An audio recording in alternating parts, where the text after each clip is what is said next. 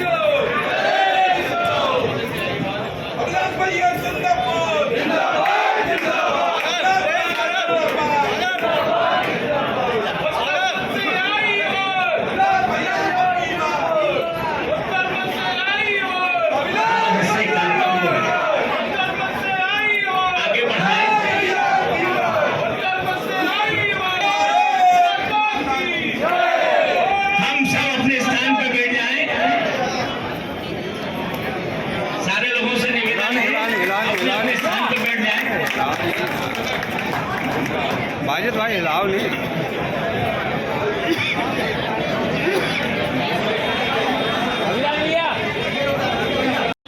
मुझको लगता है कि अनेक वर्षों तक मैंने कार्यकर्ताओं को अपना उद्बोधन दिया है और पूरे देश के नक्शे को बदलने का काम किया है। समय आ गया है, ऐसा पहली बार होता है और यमन जनता के बीच में जाएं और जाके अपनी बात रखें और प्रचंड बहुमतों से श्री अभिलाष पांडे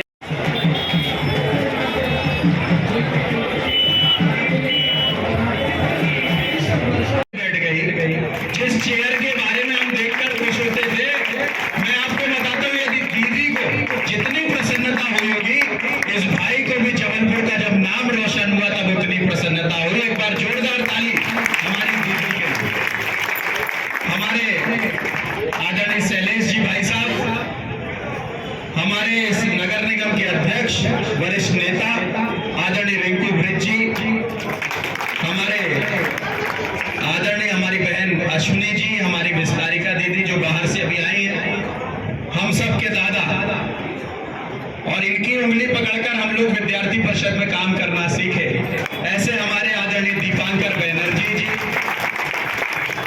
और जिन्होंने पूरे जबलपुर को हमेशा स्वच्छ, और लोग कहते थे कि जैसे वरुण भगवान होते हैं वैसे ही जबलपुर में स्थायी जल का काम करने वाले हमारे श्री राम भैया जी, जो नगर निगम को वर्षों तक जल की व्यवस्था करने का जिन्होंने काम किया, मेरे आदर्श, मेरे मार्गदर्शक, और जिनके नेतृत्व में इस चुनाव को हम सब लोग मिलकर लड़ रहे हैं, ऐसे आदरणीय सुधीर नायक जी, आदरणीय प्रमोद पटेल जी, हमारे, मैं जब भी कभी कहीं मिलता था तो अच्छा होगा, और मैं आपको बताता हूँ जब भी मैं प्रवास में रहता था और लौट कर कभी आता था और आदरणीय राजकुमार गुप्ता जी मिलते थे तो कहते थे लगे रहो मुन्ना भाई, कुछ ना कुछ अच्छा जरूर एक दिन होगा। ऐसे हमारे राजकुमार गुप्ता जी एक बार उत्साह के साथ, और हमारा जितना भी नेतृत्व यहाँ पर बैठा है, इस नेतृत्व को यह विश्वास दिलाते हुए, चलो ये विश्वास दिलाते हुए वरिष्ठों के मार्गदर्शन में, हमारी मातृशक्ति के आशीर्वाद के साथ और युवाओं के उत्साह से इस जबलपुर की उत्तर मध्य विधानसभा के सहित चारों विधानसभाओं में कमल का फूल खिलेगा। बोलिए भारत माता की, भारत माता की, वंदे मातरम, वंदे मातरम, वंदे मातरम, बोलिए नर्मदा मैया की।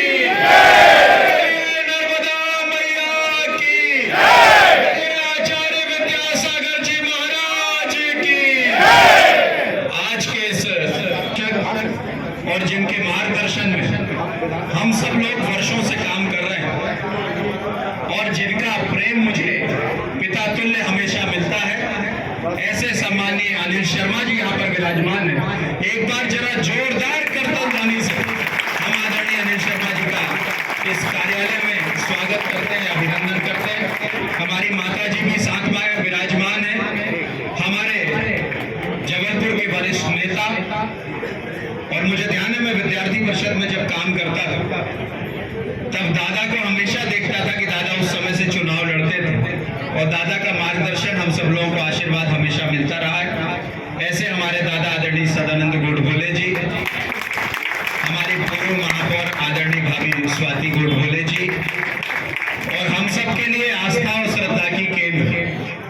और मैं आपको एकदम सही बात बता रहा हूं कि अभी बीच में मैंने टीवी में एक चीज देखी कि हमारी दीदी हर्षित भैया, योगेंद्र भैया, आदरणीय दिलीप भैया, जरताज भैया, आदरणीय हमारे गुप्ता जी, कैलाश भैया, हमारी लवलीन भाभी, हमारी मौसी भी आई है, यहाँ पर बैठी है।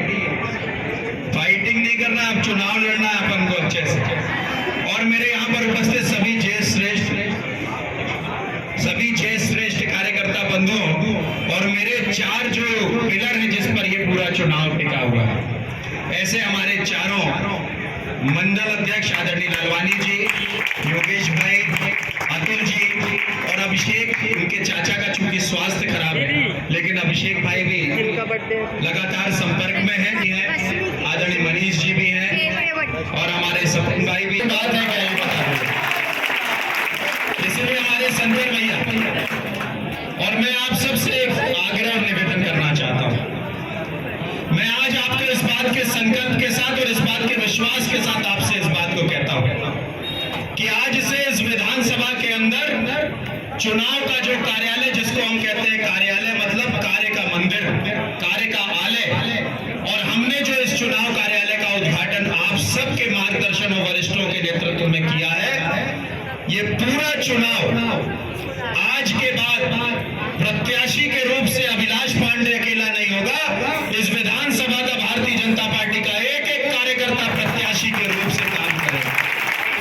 आप सब प्रत्याशी हैं और परिणाम सुखद आ रहे हैं, और परिणाम सुखद आएंगे तो विधायक सिर्फ मैं अकेला नहीं होऊंगा, एक एक कार्यकर्ता अपने आप को इस उत्तर मध्य विधानसभा से अपने आप को विधायक समझे। मित्रों, मैं आपको बताता हूं, कल्पना से परे काम भारतीय जनता पार्टी ने किया। मुझे तो विश्वास ही नहीं होता कि जब लिस्ट आई तब मुझे रिंकू भैया कुछ लोग बोले, मैं नर्मदा जी में खड़ा था, एकदम फोन आया ब्रजेंद्र पांडे जी का और अपने इनका ये न्यूज 18 वाले का। बोले अरे अविनाश, तेरा नाम तो उत्तर मध्य विधानसभा में आ गया।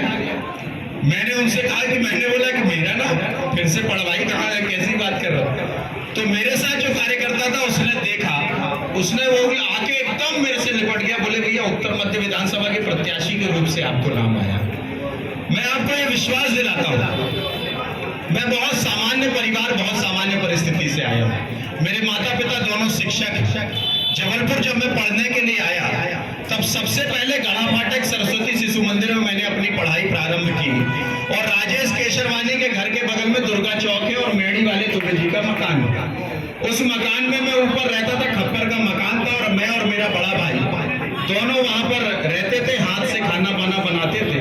और भाई साहब मैं तो मेरा भाई भोजन बनाता था और हम दोनों मिलके यहाँ पर भोजन करते थे और पढ़ाई करते थे और कोचिंग जाते थे, और पिताजी माताजी दोनों का आग्रह रहता था कि पढ़ाई करना है।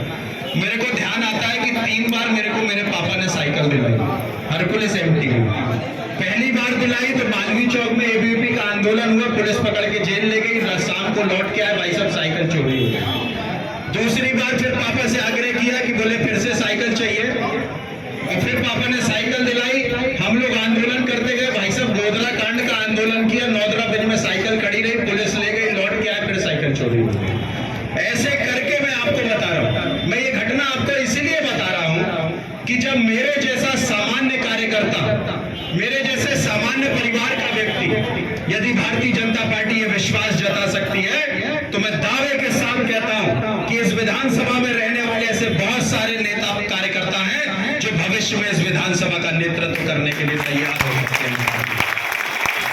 मैं आपसे एक निवेदन करना चाहता हूं कि आज तक हम सारे कार्यकर्ता मिलकर 1% भी किसी प्रकार के हास होने की जरूरत नहीं है।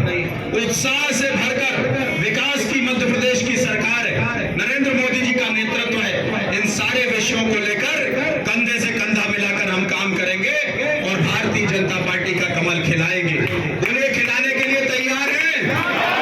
अच्छा, कितने लोग तैयार है? जरा हाथ उठा के बता दें। जो पीछे भी बड़ी संख्या में नीचे लोग खड़े हैं, जरा आवाज जा रही हो तो हाथ उठा के बता दें जरा। सब लोग तैयार हैं? सब लोग कमल का फूल खिलाएंगे और आज के बाद भारतीय जनता पार्टी के चुनाव पर लग जाएंगे। पूरा समय चुनाव पर देंगे।